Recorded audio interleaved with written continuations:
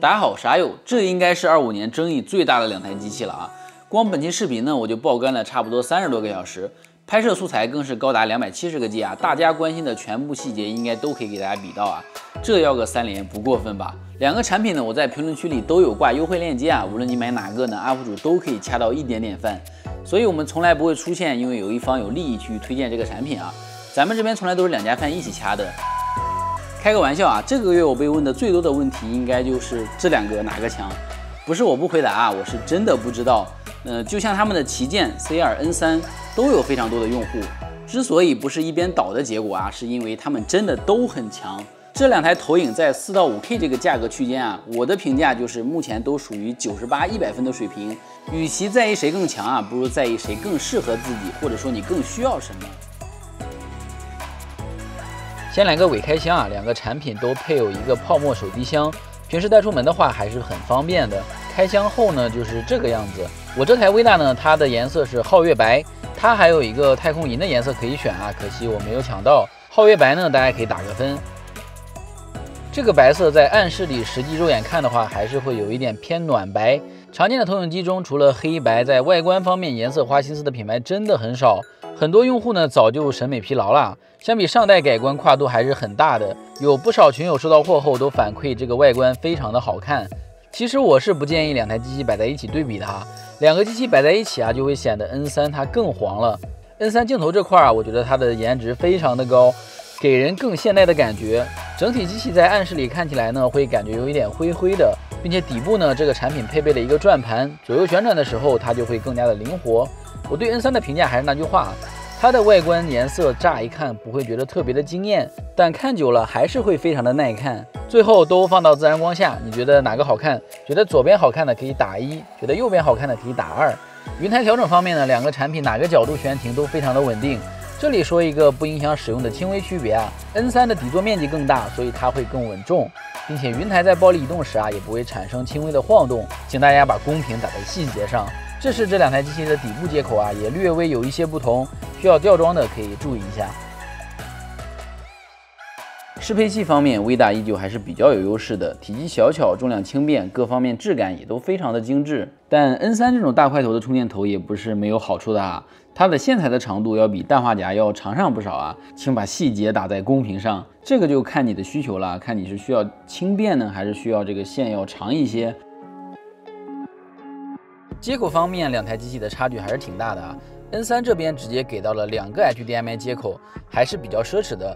而且 N3 的接口全部都设计在了底座上，这样做的好处是，如果你想投射天花板，它可以做到完全不卡线的。M2 Pro 这边也是采用一个非常巧妙的设计啊，接口坐在上面也是有好处啊，就是插拔线的时候会更加的方便。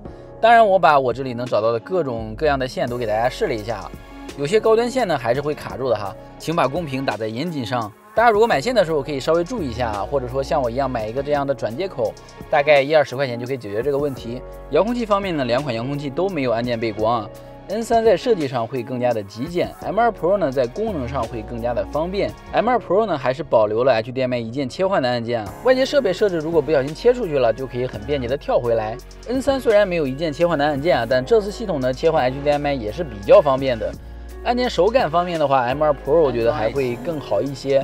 2家遥控器呢都没有一个一键切换打开自定义 App 的按键啊。虽然这个价位的所有产品都没有做，但对于这个价位的用户的需求来说，我觉得对自带系统的依赖性会更强一些，还是比较重要的。这2个遥控器呢，我觉得 N3 可以给到70分 ，M2 Pro 因为有 HDMI 切换的按键啊，可以给到80分。投射比方面呢，2台机器的投射比都是0.9到1.51啊，2.2米呢就可以投射出100寸的画面。具体尺寸呢，大家可以看这张图啊。在这么低的价位，2台机器都给到了光学变焦呀，真的是非常的强劲。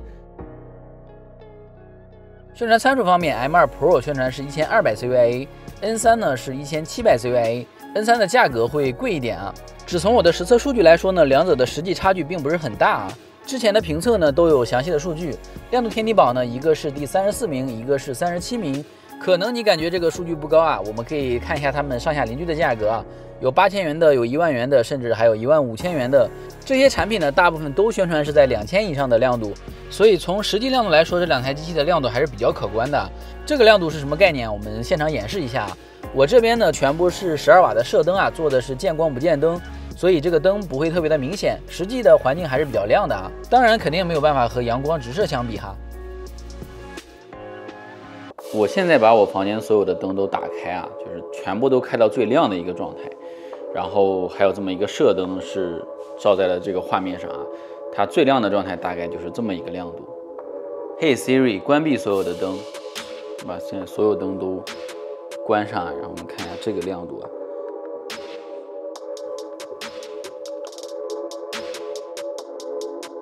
硬件方面，芯片 M2 Pro 用的是 MT9679。N3 我在评论区里也说过啊，用的是 MT9667，大家有需要的话可以自行暂停查看啊。理论上来说呢 ，MT9679要更好啊。M2 Pro 在价格更低的情况下，反而使用了更好的芯片啊，这点的确值得赞扬。我个人呢觉得这两款芯片在目前使用起来的实际差距上，它并不是很大啊。我们来对这两个芯片做一些使用上的测试。两个机器开机，然后现在率先开机的是微大，这个微大的灯已经亮了，然后画面是率先是微大先出来的，然后是坚果，然后我们来看它的开机时间，稍微加快一点点。OK， 然后微大还在开机。我们关机再来测试一下日常使用的一个开关机情况。OK， 我们现在来一个真实验的视频，就是被动一下，开机可以开得很快。我们现在先关机，再关机，然后我们出现这样一个关机，关机。OK， 我们现在应该已经是完全关机了，但是我们同样灯也亮不到了。然后我们开机，3、2、1，开机。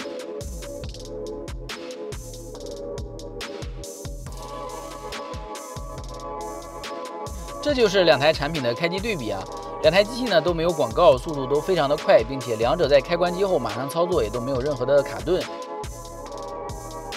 OK， 为了避免广告啊，两台机器的账号我都已经登好了，这个极光我刚好都是有会员的，我们找一个电影吧。随便找一个电影吧，然后《阿凡达》吧，然后我们3、2、1一起播放，啊，3、2、1一起全屏。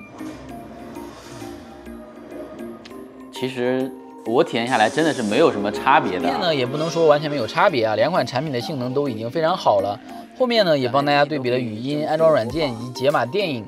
在体验上，两台产品真的都非常的优秀。在 WiFi 网络的情况下，即使播放几十 G 的电影来回移动，也没有任何的卡顿。除了坚果，这里网络读取还会需要有一些等待的问题啊。打开的话，稍微就会有点麻烦，它要等它先加载，然后现在按是没有反应的，要等它全部加载完才能进去。现在已经按确定了，已经好几秒了。OK， 我们现在来比一下亮度啊。现在我们看到这个画面，可能亮度差异并不是很明显啊。我们稍微往下降低一些相机的曝光啊，就是你看到这个画面亮度其实是和很多方面有关系的，比如说别人拍出来，比如说相机的曝光比较高，像我现在这样把曝光再拉上去，你就会感觉哇，这个投影机画面很亮哇，啊就是这样的。我们现在还是没法比的，因为我们还有一个差别就是这个投影机的设置的一个问题。这是两台机器到手默认的亮度情况，我这儿是外接了一台 Apple TV 啊，方便同屏对比以及强行可以把画面输出成 SDR 和 HDR。先来看一下两台机器的默认设置啊 ，M2 Pro 默认设置的是标准模式 ，N3 默认的是鲜艳模式。目前来看呢 ，N3 的亮度比 M2 Pro 要亮一些，那这和我们对比的结论好像也没有什么差别，对吧？但我们一旦切换画面啊，甚至很多细心的小伙伴们早就已经看到了。你会发现 M2 Pro 它默认的颜色是比 N3 要亮很多的。N3 之前我使用鲜艳模式啊，大家都觉得这个模式太艳了，但现在怎么会感觉有点黯然失色的？那这就是视觉衬托啊，有一个更亮的画面，你就会感觉另一个特别的暗了；有一个更鲜艳的画面呢，你就会感觉另一个特别的平淡。两台因为都是纯三色激光啊，无论你单独看哪一个呢，它其实都是特别棒的。这里呢是因为微大的 M2 Pro 呢，它默认使用的是 BT2020 色域啊。我们把 N3 切换成2020色域的模式，是不是就感觉颜色一样了呢？ SDR 画面正确显示的时候应该是709色域。M2 Pro 这里呢，我们也可以把它手动切换成709，或者改成自动。设置对画面的影响是非常大的啊。虽然大部分普通人他默认到手都会直接使用开箱即用的模式啊，那如果你直接用开箱的这个去比，或者说一些不负责的博主，他就会直接拿这样的画面去对比了，那肯定就会得出一个秒杀的结论出来啊。那无论是切哪个模式啊，我这里可以说一个比较明显的差距，就是从 Infuse 的这个图标来看啊，微大的调教还是要更好一些的，颜色鲜艳的同时呢，也不会出现明显的色调偏移啊。N3 这边呢，调成电影模式后呢，你就会感觉到它舒服了很多啊。第二个可以看出来的 ，N3 它切换色域的时候还是需要通过画面设置的，而 M2 Pro 呢，它是有一个独立色域设置的，这样画面设置的空间会大上很多啊。然后我们再来看一下 HDR， 现在呢已经是 HDR 的一个状态了，在两台投影都保持默认设置的情况下 ，HDR 画面呢 M2 Pro 反而比 N3 要亮啊。我们把两个机器都切换成电影模式，再给大家做一个对比哈。M2 Pro 呢，相比 N3 它多了一个电影制作人模式。都打开影院模式的情况下 ，N3 的亮度还是要比 M2 Pro 要高的。很多朋友总是说呢，对比画面必须要用影院模式啊。这里给大家看看两个模式的区别哈。各位呢也可以自行判断一下，如果是自己使用这两款产品，会使用什么模式。我们拿两组画面做一个对比啊，你会觉得上面的好还是下面的好呢？ Cripes, here come the waterworks. Oh, still pull it together. Bye, everybody. 其实下面的两台机器的画面都是使用的标准模式的啊。同样播放 HDR 片段呢 ，M2 Pro 呢它是可以做到比 N3 亮度更高的。之前我就讲过啊，微大因为它的动态映射算法做的是比较好呢，所以对比同级其他产品呢，它的 HDR 亮度呢甚至可以比别人要高上很多的。在我们这里的体现呢，就是 M2 Pro 它虽然亮度没有 N3 高啊，但是它实际的 HDR 亮度是可以达到比 N3 高的。M2 Pro 呢，1200 CVIA 流明，它可以达到比通常2000多流明亮度的投影机看 HDR 的亮度还要更亮啊。很多画面呢，一眼来说亮度高就是会舒服很多的，就是你可以当它是一个亮度优先的一个模式。而且微大 M2 Pro 呢，它也没有说是因为用了这个模式以后，它的画面就飞天了，就没法看了。还是那句话，如果你投影机亮度太高了，你可以调低；但如果你亮度不够的话，是没有办法往上再加的。比如说我们想投大一点的画面，那可以调亮度越高的机器，它的上限呢就越高。M2 Pro 它的亮度虽然没有 N3 高啊，但在看 HDR 片段时呢，它的上限可以做到 N3， 甚至高过比它贵的 N3。了解了设置情况呢，我们就可以开始做一些对比了。我们对比时呢，标准模式、电影模式都会给大家对比啊。之前很多人都说想看原片啊 ，HDR 偏圆转换成 SDR 呢，大家看起来肯定会有一些问题的。为了满足大家多个参考啊，还是给加上了。就凭这点要个3连不过分吧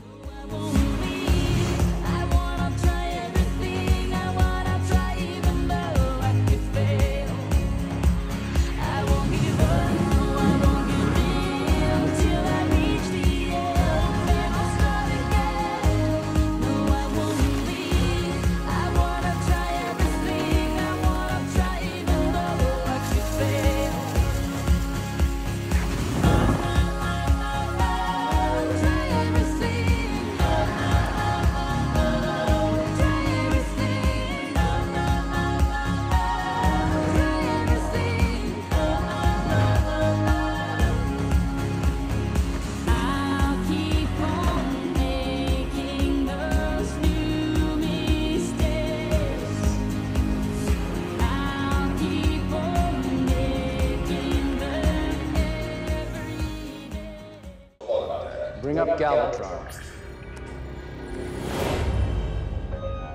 Transforming Galvatron. Galvatron coming online. Bring up Stinger. Stinger coming online.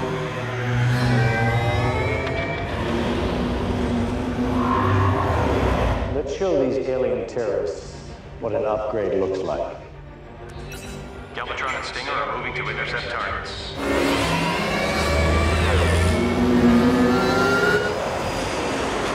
Reapers, 5 targets in the open. Good picture.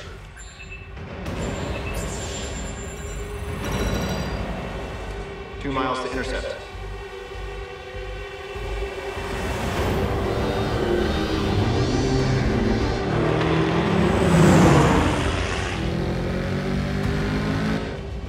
Meters. Engage. Transform.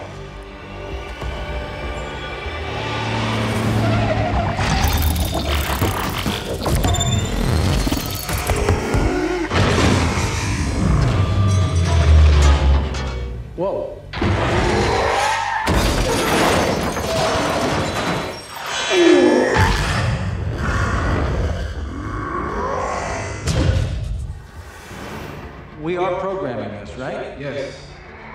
Mostly. Systems seem to have malfunctioned. Targeting 5 bogies. Engaging rockets. Missiles away.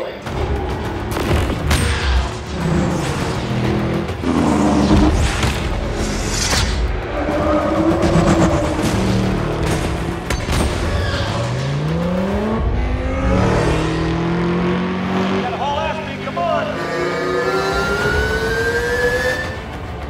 Stinger is in pursuit.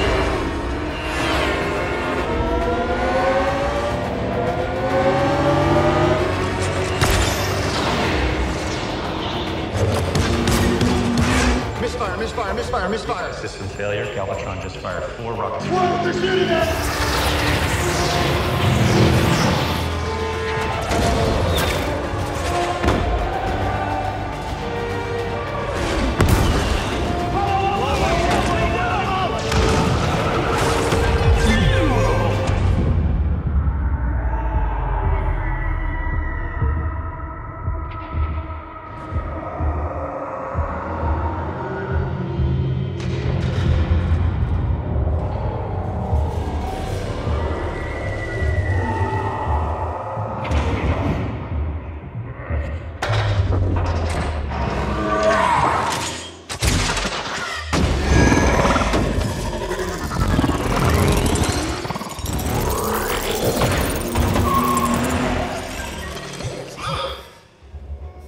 We need a full medical team now, possibly.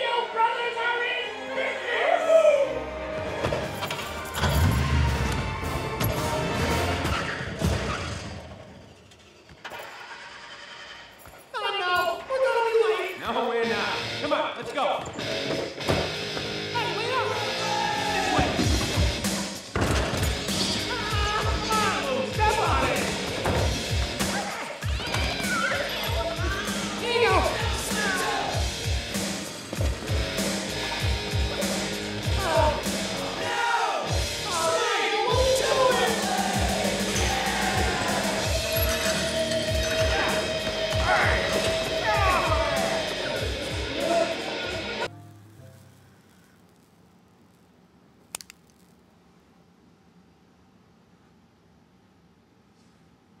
大哥，我兄弟张弛，你这人脸上有执念啊，大哥，是谁给了你这么一双慧眼？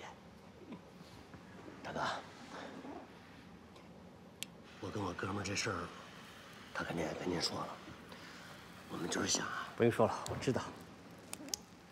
我爸赞助没问题，但是我有个条件，你赛弗的胸口得绣上我女朋友的名字，而且带着我女朋友的名字上领奖台，我要让全国人民都认识她。大哥，你这就有点儿，我要是用一个成语来形容，恐怕就是我出100万，雪中送炭。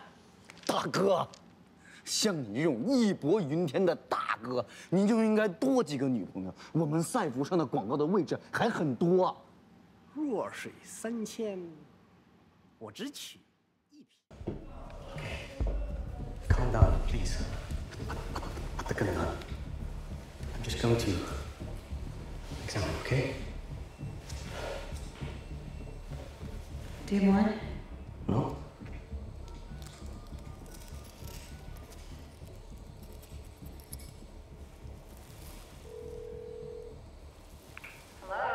Mom? Hey, Lucy. Baby, it's great to hear from you. But what time is it over there? I don't know, it's night. Hold on a sec. Let me get rid of the other line. I'm back. You're not partying too much, are you? You promised me you'd look after yourself. I'm trying to, Mom, I am trying to. Well, thanks for calling out of the blue like this. Your father's gonna be sad he missed you. He isn't home from the gym yet. Usually you call us in the morning. Mom, Yes. I feel everything. What do you mean, sweetie?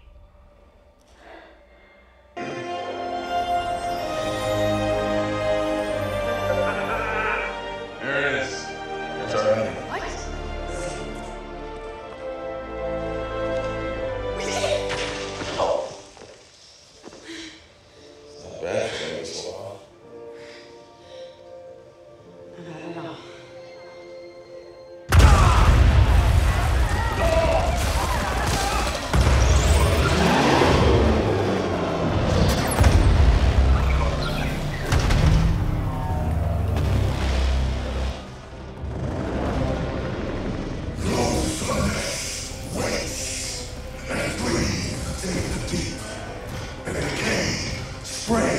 over the tyrant cities of men.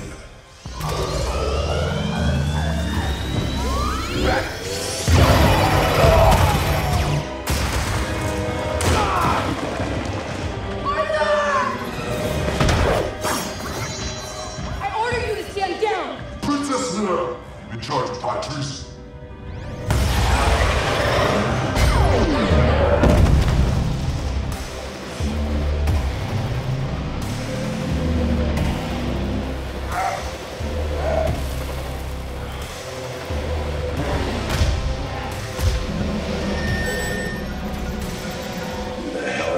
Maybe this will jog your memory.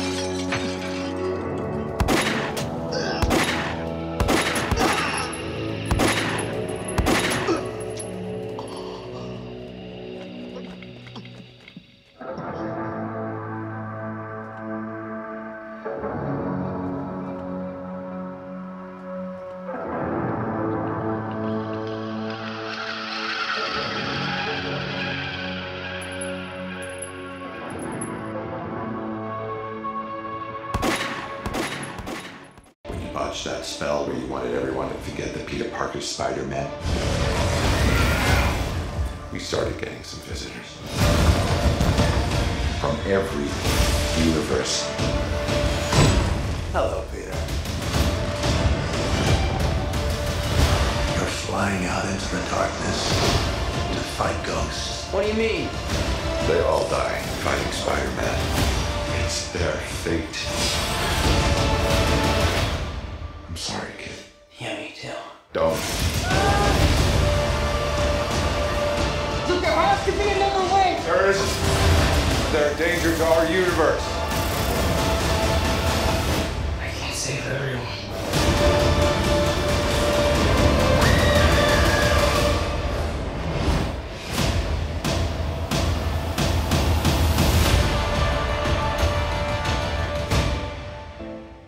这两台产品的定位啊，最适合的环境还是卧室，所以我觉得音响的效果也非常的重要啊。废话不多说，我们直接上实际效果的对比。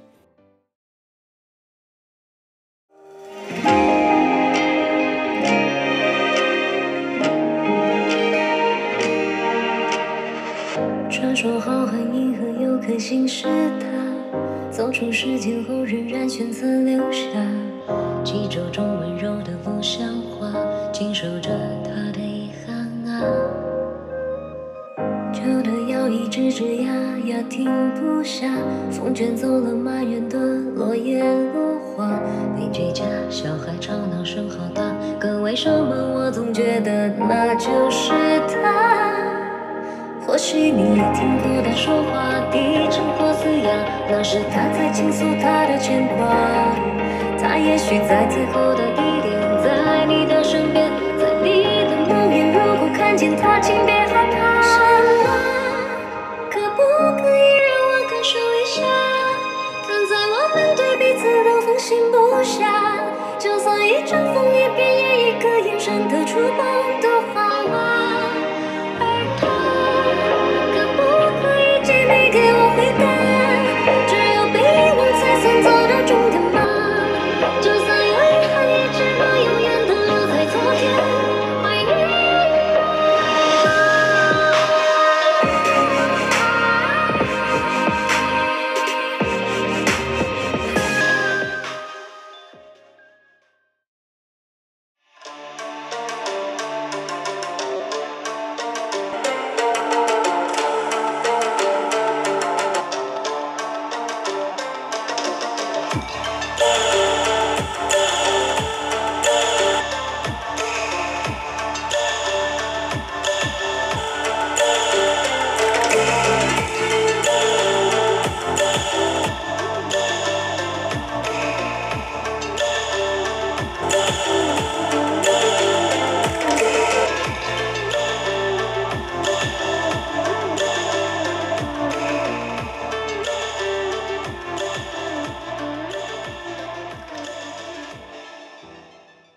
这个差距，我想大家应该都能听出来啊。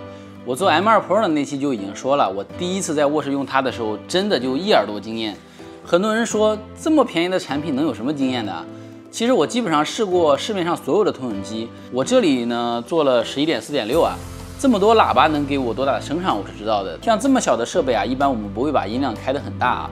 那我以为是18的音量啊，但它开18的音量，相当于是坚果 N3 68的音量。这么小的喇叭一开口，这个量级、这个质感、这个通透性，这么大的声音，而且没有任何的失真，这真的就非常的超预期啊！我觉得微大把这点拿捏的真的很好。游戏方面呢 ，M2 Pro 会有一个小仪式感啊。检测到游戏设备会自动打开低延迟，并且切换到游戏模式。N3 这边呢做得更好，没有游戏模式，而是有一个独立的设置，所以几乎可以使用任何模式游玩。需要注意的是，打开这个极速模式后，它是不能使用梯形校正的。经过我几天的辛苦测试啊，两台投影机的游戏延迟方面表现都非常的跟手。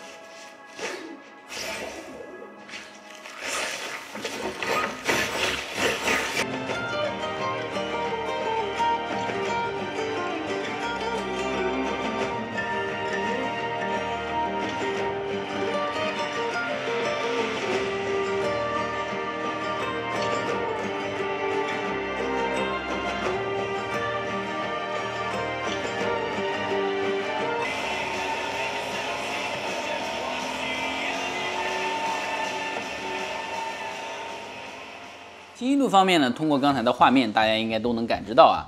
虽然两款投影机都是比较便宜的，但清晰度芯片的核原机是一样的啊，所以完全不用担心。非要说区别有没有呢？有。其实发展到今天啊，三色激光的色散、散斑，我觉得都不应该再去讲了。去年呢，你没有个6000、7000的预算，根本就够不到 4K 啊。望远机的预算买个投影呢，基本上也就是这个亮度、这个清晰度。今年你再看看都卷成什么样了。光变都给你用上了，我不想因为这个缺点呢，让有一些完全不会受到影响的人导致误解，或者说没有选择三色激光啊。这两台产品的亮度、清晰度、色彩、色准，基本上你可以说远超同价位的其他产品。这代的色散和散斑都做到了99%的清除啊，基本上可以说是人眼已经很难察觉的一个地步了。尤其是这台 N3 的色散啊，我在非常近的距离下啊，它都已经做到了近乎让我很难察觉的地步。我直接把两台机器的结论放在这里啊，如果你不知道色散和散斑是什么，建议直接上手就行啊，千万不要去做了解。最后我们再对产品做个总结吧，我们只说差距比较明显的啊，两台产品的价格相差也是蛮大的啊，我大概看了一下，相差应该是在480元左右吧。其实 N3 的性价比已经是王炸中的王炸了啊 ，M2 Pro 今年出来啊，真的就是来捣乱的。这他妈的绝对是捣乱的是吧？外观方面啊，大家可以自己评价，觉得 M2 Pro 好看的可以打1，觉得 N3 好看的可以打个2。接口上呢 ，N3 是比较有优势的，有2个 HDMI 满血接口，同时呢，它投天花板的时候啊，也可以做到完全的不挡线啊。M2 Pro 呢只有1个，但对于产品定位来说呢，也还算是比较够用啊。如果需要投天花板观影的话，有些线的话还是需要购买一个转接口啊，大概10几20块钱。芯片上呢 ，N3 为 MT9669啊 ，M2 Pro 呢为9679。理论上来说 ，M2 的性能会更强啊，但我实际对比下来呢，两者的差距不算特别的明显。